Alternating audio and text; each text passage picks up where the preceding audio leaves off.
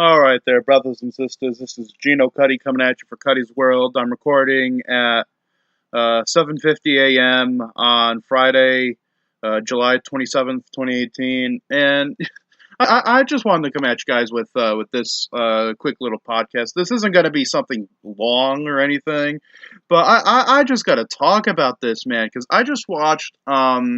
Everybody on YouTube knows about that the Fine Brothers and their reaction channel and all that. I'm sure you guys know about that. If you don't, you've been living under a rock for a few years. Anyway, I just watched one of their videos because for some reason this morning I was on a kick of watching old VHS head cleaner videos from the 90s, like the Maxell, the Bassif, the JVC, the Scotch. Of them all, I think the Maxell was the best, with the Scotch being a relative second, with Bassif being the worst. Anyway, one of the related videos was one of these Fine Brothers reaction videos, and it was to the VCR of all things, okay? And so I'm watching it, and it's a kids react. So it's like little freaking kids, bro, like 4 or 5 years old. All right, 4 to 5, like, and 12, 10 years old, dude. And I'm watching this, and it's like, it's amazing to me. I don't know what type of unit it was. I don't know what brand or model it was because I couldn't get a really good quick look at it. These kids are like, it's blowing my mind. Some of these kids think it's a music machine. Some of these kids think it's a freaking radio. And my mouth is like, are you serious? Are there really no VCRs left in people's houses in the year 2018? I find that really hard to believe. I know the format died in '06 officially. Like the last, movie officially was put out on tape in '06. The name of which is escaping me at the moment, but I'm like, did people really do away with their VCRs, dude? I mean, just imagine, how many tapes that is, how many units that is, how many television sets that is, because the television sets half the time went with them. It's like, once DVD came in, everybody wanted to get that, and now that we have Blu-ray and all this shit, we have like HD, HDMI, everything's digital. But I just can't fathom. I can't fathom that they wouldn't know what a VCR is today. I mean, most of those kids are like 10 years old, okay? A lot of them, I mean, what I'm thinking though right now is that, yeah, they probably don't know what it is, because the thing is, God, and this makes me feel so old, is the fact that VCRs died out when these kids are freaking born, bro. Oh my God. I mean, I'm a child of the 90s, bro. And that's why the format is my norm, because unlike a lot of other people, I still stick with my physical media. And you want to know something? Pardon me. A lot of these kids were talking about how Hulu and Netflix have made this better and everything, and I'm like, yeah, great. You can't get every single movie in the world on Netflix or Hulu. Just the mainstream shit that the studios are feeding you, like, guaranteed. Let me see, what movie do I have over here? Like for instance, DuckTales the movie, Treasure the Lost Lamp. I can guarantee you that's not on Netflix or Hulu right now. I can guarantee you that. It may have been in the past, but you know what? The thing with Netflix is their titles are so interchangeable. They're always changing their schedule and their lineups and everything. And it's like, it's unreliable. At least with the physical product, it's there. I could pick up. I mean, I have like about, what, 5 or 6 or 7 copies of this film on VHS. Yeah, I'm an obsessive fan, I know. So I could just literally, I have the tape in my hand right now. I'm sorry this isn't a video podcast or anything, but I could hold, it's the same thing with music, I mean, my feelings about movies is the same way I feel about music. It's a lot better when you could have an actual, like, intimate physical relationship with the music, with the media. You know, like, you could hold it in your hand. Look at the artwork. Like, oh wow. I mean, again, holding the DuckTales tape, I could see Scrooge McDuck, Huey, Dewey, and Louie and Webby. And I could see the title, and the artwork is really damn good, and I'm entranced by it. I want to look on the back and see what this is about. And I see additional artwork, Murloc and the genie character. And then I read a review, read the description, read how long it is, and then I open up and listen to that sound. You want some of your ASMR? Here is some of your ASMR. That's the sound of me opening up a VHS case, okay? A good old Disney style clamshell. There's your ASMR for the day from Entangled Web. There is your ASMR for the day, okay? And you want some additional ASMR? You want some additional ASMR? I'll give you some additional ASMR here. I have over here another DuckTales tape. This is Lost World Wanderers. Because they used to put out episodes of the series on tape back then. And you know what? The struggle was real with this because they would only put 2 episodes on a tape. So imagine how many tapes they came out with. Like 9 or so tapes. And that still didn't scratch the surface of the series. So the struggle was real back then. You wouldn't get every single episode on tape. Like, for instance, if you wanted to see the 2-parter, or if you wanted to see like the original full-length pilot, you better well damn have your finger to the VCR, and you better record that off of Fox or Toon Disney or something, bro, because you ain't getting that no other way. I will say I'm glad that the DVDs came along. I will say that. I'll concede with that. But listen to this. Listen to that.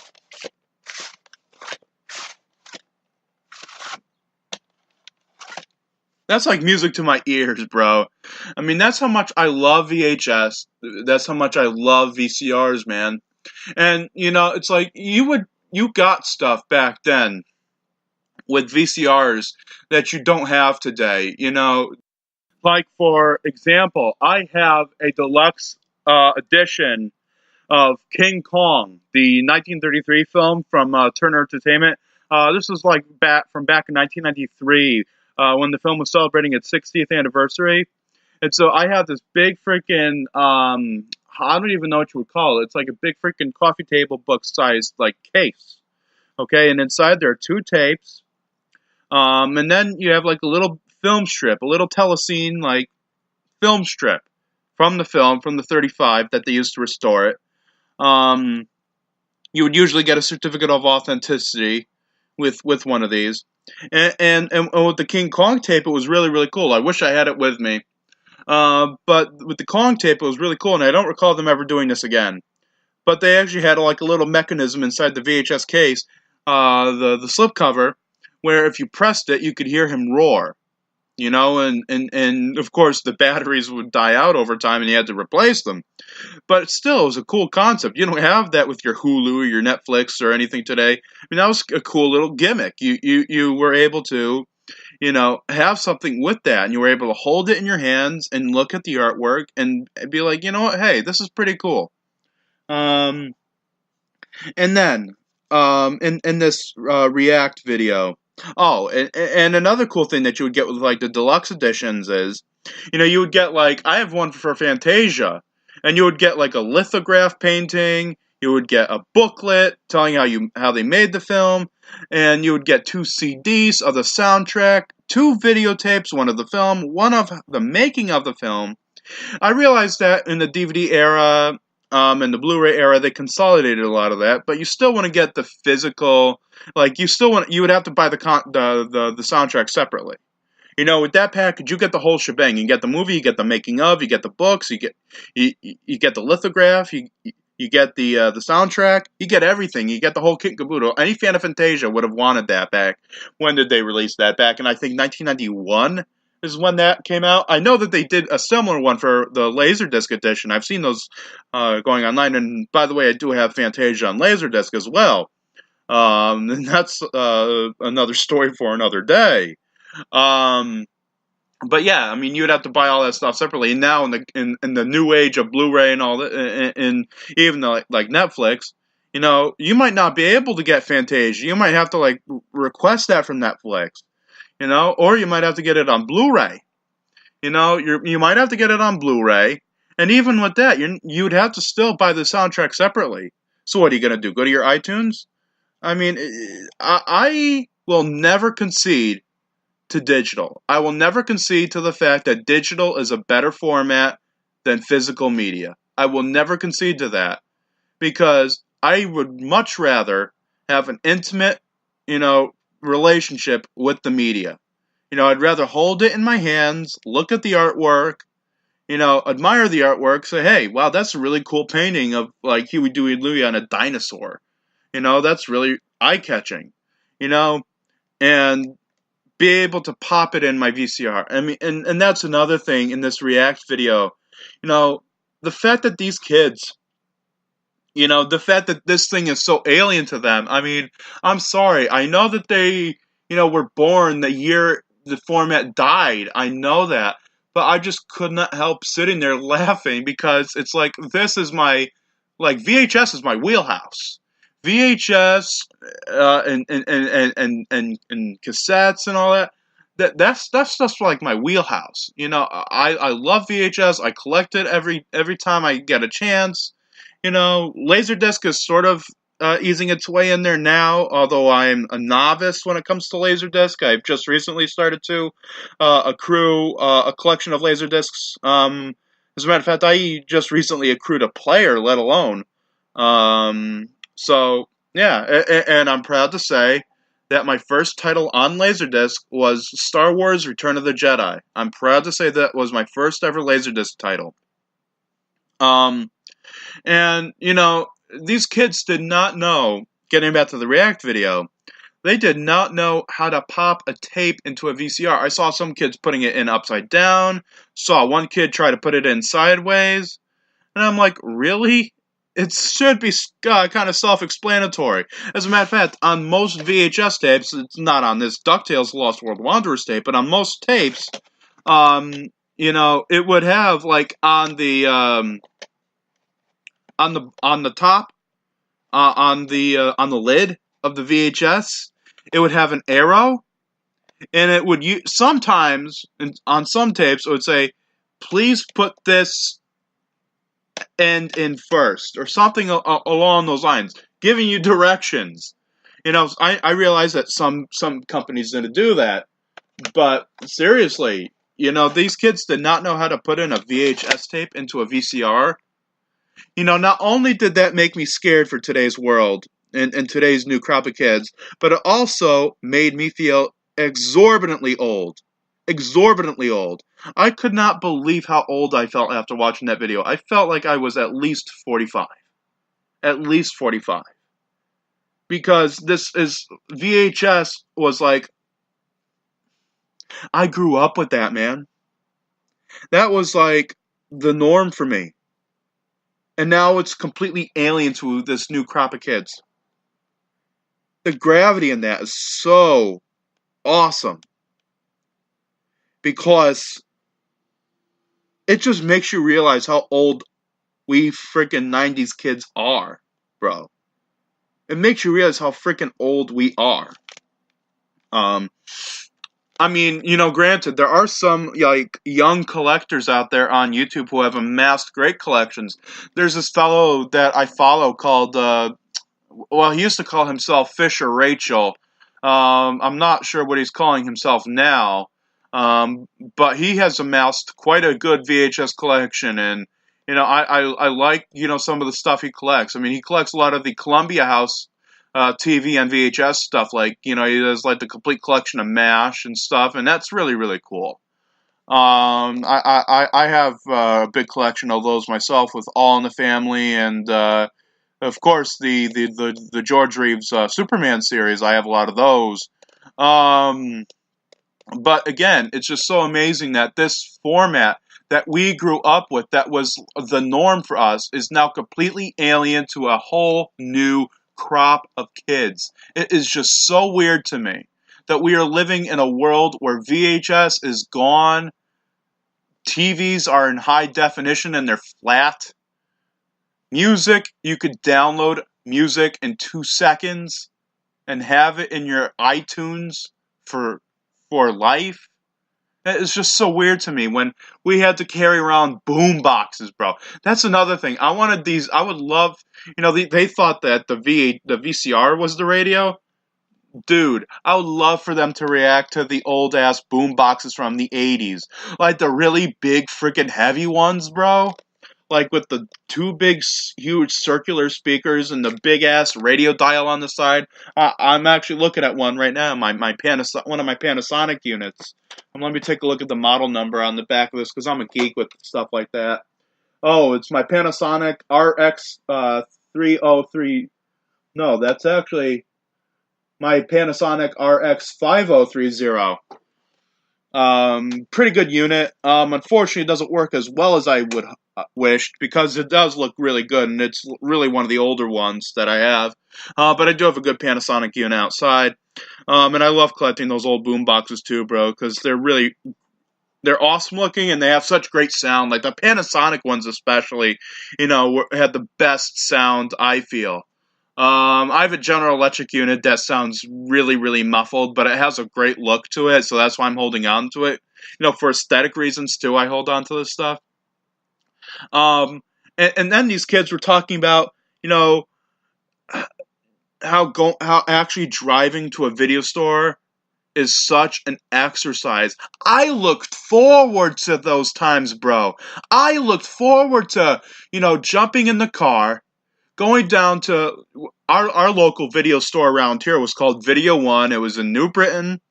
I believe it was on East Main Street. It was on the street where it was in the plaza where Stop and Shop is now. Little Caesars. I believe there's a dollar store there and CVS. I mean, if you know New Britain, Connecticut, you know where I'm talking about. It's right before you get on the highway. It's right before you get on the highway. The New Britain Diner's near there. The Liquor Depot. New Britonites know this. The people from hard-hit New Britain know this. And when I would go in there, I would be just in awe at all the videotapes, all the physical media that was there. I mean, I was a little ass kid going in there and, just exploring. Just exploring the titles. And, I missed that era. I missed the era of going into a video store like that. The feel of the video store, it just fills you with something. It's like, that when you're going in there, and you might see other people in there who might be cinephiles, too. Like, you go in there and you talk to somebody. I remember going in there talking to people about, hey, what do you think about King Kong? You think it's a good flick? And people would be like, yeah, you know what, that's a pretty cool flick. From the 70s one I liked, but the 33 one was cool too. And, you take that home, you rent it for a little while. You had to make sure to rewind the tape or else you'd get charged for that.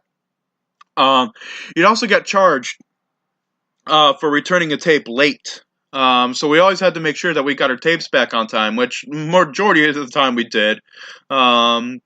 And there were times when I wanted to keep the tapes, of course, because, when else would I ever have a copy of this? And that's another thing that was a struggle back then. That today's kids, because, today's kids, everything is accessible. You could get anything you want with the click of a mouse or at the drop of a hat. Back in the day, we had to work to get our shit, okay? We had to go exploring to find it. We went out to the video store, okay? And, you go up to the counter and be like, hey, do you have The Iron Giant on tape? Oh, I'm sorry, the last copy was rented out to a family that just left. Shit. Okay, let's go to Blockbuster. Yo, Mac, you got Iron Giant on tape? Sorry, bro, we're sold out. Shit. Now we gotta go to Hollywood Video. And the whole thing. It was so cool, too. You would rent these tapes from the video store, and then you would come home, and it would be a family affair. It would be a family thing. You curl up in front of the TV, you pop in a tape. I mean, I realize now that, you could do practically the same thing with Netflix and all that. But I don't know, it just had a different, warmer feel when it was on tape. you pop in a tape, dad fixes the VCR. He's like, oh, I know how to do this. And then, mom brings the popcorn, and sister and brother sit down, and they just sit down in front of the TV and everything. And, that was such a cool experience, and again, you really don't have that today.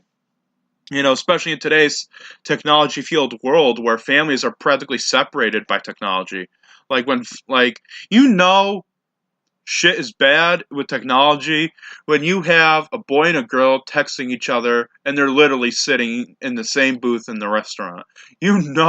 That shit's bad, okay? And I've seen that happen, okay, bro? That shit is bad, okay? And these kids in this React video were like, oh, you know what? This is really hard to operate. How hard is it to operate a VCR? Okay, I understand the setup of a VCR may be a bit difficult. I know that for a fact. It was difficult for me to set up my VCRs. I have like one over here in my bedroom. That's like right over here. And I have like a little TV on top of it. That was a little hard to set up. Okay. The one in my living room was even harder because I actually had to get behind my entertainment center and fix that up. And that's another thing. You don't even have entertainment centers anymore. That's another thing. Nobody even knows what an entertainment center is nowadays. You have your glass window door. Yeah, in the case of my entertainment center, you have like a whole secret door that you can pull out with all your VHS and cassettes in there. And it was just a cool thing to have. It's like, there's the epicenter of your entertainment. The entertainment epicenter. You have all your formats in there. You could even put your cassettes in there. You could put your vinyls in there. You could put everything in there. Don't have that today. And, it's like, I understand that the setup of a VCR is relatively difficult. You have to make sure you put it in the proper inputs and everything. That's a bit of a struggle. I will concede to that. But actually operating one once it's set up should not be a chore for anyone. I will say that. It should not be a chore. All you gotta do is make sure you're tuned to channel 3 or 4, turn on the power button, and you're good to friggin' go.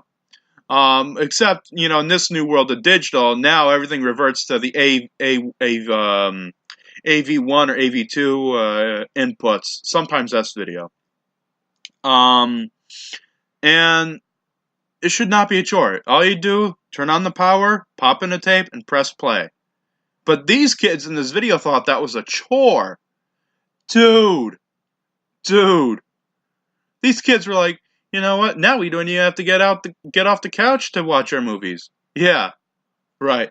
You wonder why we have an obesity epidemic in America. If more kids got up from the frickin' couch, bro, just to pop in a tape, maybe they would lose a couple calories. Maybe wishful thinking, but that's why we've gotten so lazy with how much technology has changed our lives. Years ago, I didn't need a cell phone. I didn't even need this computer that I'm recording this podcast on. I didn't need any internet. I was fine without that. Imagine that. There was a point in time in all of our lives when we did not require an internet connection. We didn't require a cell phone. We were fine without that. We had the Rolodex for our contacts. Remember the Rolodex, bro? We had VCR, Betamax, Laserdisc. Okay. We had cassette, vinyl, 8-track. Yeah, 8-track, bro. And if we wanted to look up something, you better damn well get your ass in the car and go off to the library, bro, because you're going to be sitting in there for a while reading a shitload of books. And you want to know something? I was all the better for that because I did that. I didn't go on the internet very much back when I was a kid. Hell no. I went to the library and I loaned out books. And you want to know something too? I used to have like I used to go to libraries that had networks of libraries in their system. So I would like lease out books from other libraries, you know? And that was a wonderful freaking experience. And then I would say, hey, can I have a renewal on this? And the majority of the time, the librarians would say yes. But then there would be those rare exceptions where, like, sometimes the library that you would lease the stuff out of really did not like the idea of somebody from another library having their stuff in their possession. So they would probably say, no, I'm sorry, this has to go back on the shelf and back to the other library. And that would royally suck, because you know what? Damn it all. For the majority of my library loaning career, I don't know if you could call it that, but I felt like it was my job back in the day to research as much as possible, because, what else was I going to do as a kid? I was an introvert. For the majority of, like, my loaning career, I was really good about returning shit. Really, really good about returning shit. Except for, like, this one time where I was really bad at it. But pretty much I was good. I was good.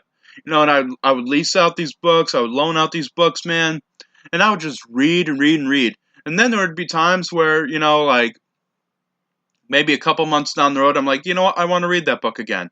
And divulge some more information that maybe I gleamed over the last time. So I would reloan the book out, And that was a process. But it was a process that I didn't mind. You see, today's kids, because of the internet, they would hate that process that I went through as a kid. They would hate going through a whole library process. And that's why libraries are slowly dying out, which is a sad fact for America. Because libraries should always be open. Books should always be on shelves, ready to be read.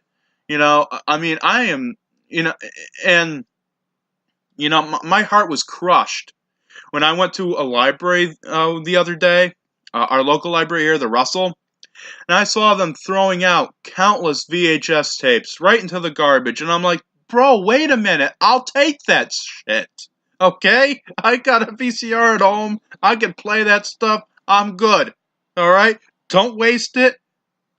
Give it to me. Okay? And it's just the sad state of the world today that all the stuff that we loved back in the day is now looked at as refuse, as cultural refuse. And that's the sad state of America. It's just so sad. I remember, I have something over here too. You go to your Walmarts and everything, you always get the cheapo VHS tape of old public domain cartoons. But, what was cool? Getting the ones that had like 6 hours of cartoons on them. 6 freaking hours. And I loved the tapes that used to get back then that didn't list the contents on the back. I would like to know what was on them, but I always found it better when you didn't know what was on them, when you didn't see a cartoon listing. Because then that made it more of a mystery. You took this tape home, and the public domain cartoon tapes were like a Rorschach test of, like, at one point, like, amazement and wonder, and on the other, total repulsion and disgust. They covered the entire spectrum. On this tape, I have Fabulous Cartoon Funnies by Diamond Entertainment. I have the wonderful Popeyes, Superman, Daffy Ducks, Tweety Birds, Elmer Fudd's. Then you have Drek, like the new Three Stooges cartoon show that came out back in the 60s that fell into the public domain, that they always used to, slap onto these tapes, bro. And, it's like, but it was cool. You had a freaking tape, 6 hours of cartoons. You don't have that today, man. You don't have that today. The closest you've ever come to having a huge collection of cartoons was Mill Creek's giant 600 cartoon collection. That was a pretty good collection. Granted, terrible prints, public domain, but still a pretty nifty collection of stuff. But it's amazing. I'm looking in my bedroom right now, and I'm seeing all my VHS tapes, all my cassettes, and I'm thinking to myself, This is what's considered obsolete. This is what's considered the antique now. This is what's considered old hat, the dinosaur. And for me, a child of the 90s, and somebody who loved that stuff and still does, that's a hard-ass pill for me to swallow. But what's even harder is the fact that this new wave of kids will never know how great it was.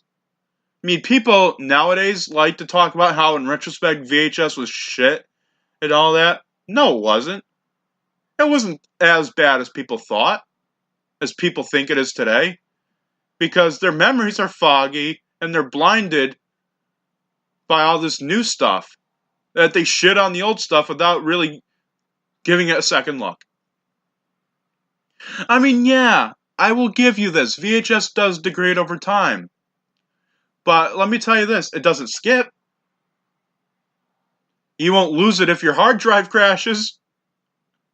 You won't lose it if a server crashes. I bank on VHS more than I bank on digital. I am proud to admit that. Okay. Well, I said I wasn't going to go long. I wound up going long. This has been like 31 freaking minutes. I gotta get going. I got shit to do. So this has been Geno Cuddy coming at you for Cuddy's World, the podcast equivalent to the World According to Cuddy blogspot. I want to say thank you all for listening. Please like this video, this podcast, subscribe to the Entangled Web channel for more content, and if you would like to email me, please do. The email is gcuddy, that is GCUDD as in David Y, .ew@gmail.com. That is gcuddy.ew@gmail.com. You can email me, you can give me suggestions on like what movies I should watch for the reviews and stuff that I'm going to be doing in the weeks to come. I'm trying to get this Tommy Cooper podcast off the ground. I don't think it'll become a reality, but I'm trying. I will be back with some more Memory Machines. I want to continue. I want to do that show again because those have been my most popular shows to date on this channel, so I think I should go with what's good, and continue with that. But I just like, having this be an overall conversation about VCRs and stuff, man, because thing is, they're not as bad as you remembered. And for today's kids who have never heard of a VCR, talk to your mom and dad. Maybe go buy one at a thrift shop and start a little VHS collection. And experience the wonder and the magic that it was like for us kids back in the day. We didn't know what the hell to make of these things. These black pieces of metal and plastic. We didn't know what to make of these magical rectangles. All we knew is that the minute we popped them into our VCR, we were in for a good-ass time. So this has been Geno Cuddy coming at you. And I hope you all have a great day. Peace. This has been Cuddy's World. This has been Geno Cuddy for the Entangled Web Podcast Network. Please go and subscribe to our channel, Entangled Web Podcast Network, on YouTube. Like, comment, subscribe each and every video that you watch on the channel, and thank you all for watching. Feel free to drop a line by emailing us at gcuddy.ew@gmail.com. You also may drop a line in the comment section below. This has been another fine edition of Cuddy's World. This is 8:26 a.m. on Friday, July 27th, 2018.